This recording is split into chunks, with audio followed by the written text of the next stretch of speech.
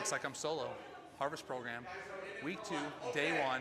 I got no friends, and usually when you have no friends, you have a desire to get better in the gym, so it makes sense. Okay, so we got 4 rounds on our sandbag deadlifts and our pull-ups today. Pull-ups are 10 reps. Last week, I believe I went body weight for all 3. Felt great on the first 2, and then the third one, it really hit me like a train. And so we did pull-ups last Friday as well. I expect to come back in just stronger just from doing them twice over the last week. So we're gonna try to go body weight the whole way through the 4 rounds. Sandbag deadlifts.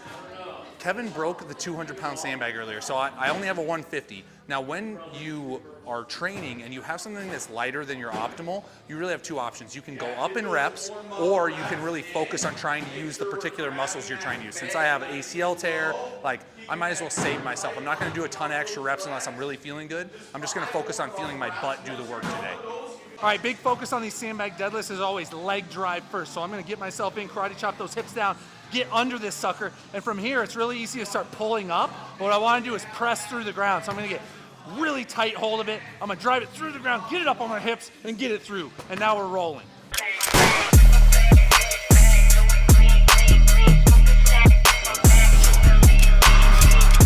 Woo! I'm really thinking about my setup and making sure I actually feel even in both feet, even in both arms, opening up my hips. And I can actually feel when I have it in the right position versus the wrong position. And I just have to check myself on that and fix it over the course of the program. So I just got done with that set and I've got like 1 minute and 20 left to rest. And if you're like one of these people who loves like high intensity, always going, sweating your face off, it's really hard to make strength gains unless you take enough rest time. Like I hit my set of pull-ups, I'm fatigued. If I went straight to my deadlifts, I wouldn't be able to do them either with the same explosiveness and strength, or I'd have to go down and wait. So my body's not getting the same stimulus. Take long enough rest time so you can have high performances set after set. That's when you'll finally see your strength go up. So if you're working out a ton, but your strength's not going up, slow it down, take way more rest time, less sets, and try to reach for those low reps, high weight performances.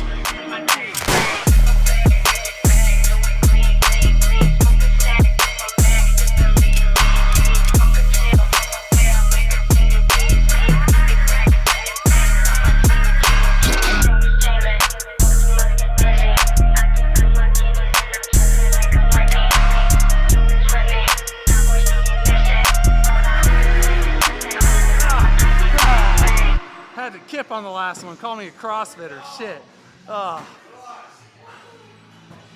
Accessory exercises, we only have 2 rounds again this week. Next week it'll go to 3 rounds, but only 2 rounds. We went up in sets on our main lifts.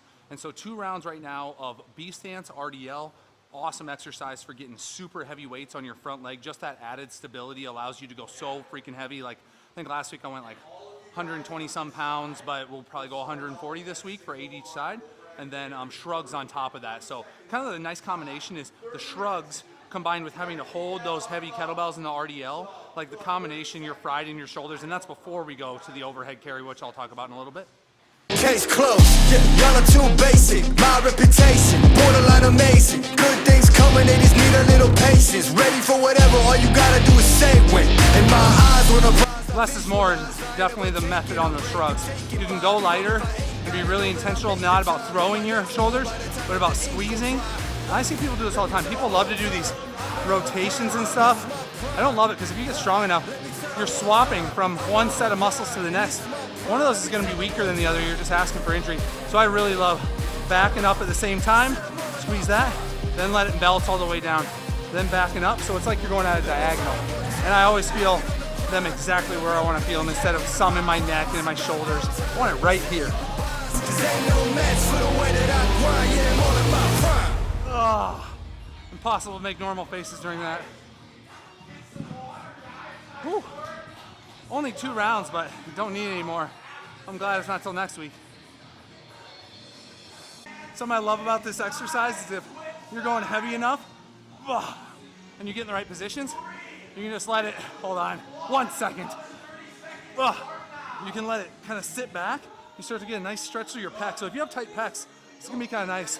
We've been liking those stagger stance swings lately because when you're swinging, one, the stagger stance makes you have an element of balance. And so it really makes you fixate your feet into the ground, which is what we're always trying to get people to do on their swings. And the second thing since we're set like this, I mean, this is running posture, right? We need to be able to learn how to drive off our back leg, flex that glute as we drive through on any type of sprinting.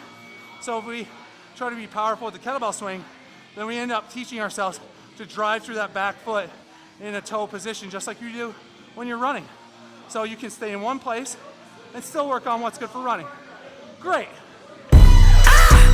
Yeah, W, look, beat 'em up just like it's WWW. Promise you, why would I trouble you? Yeah, look, you cannot see what's in front of you. You cannot see what's in front of you. Yeah, promise that you get to running to if you knew what's about to come to you. I heard DJ tried to schedule some difficult finisher.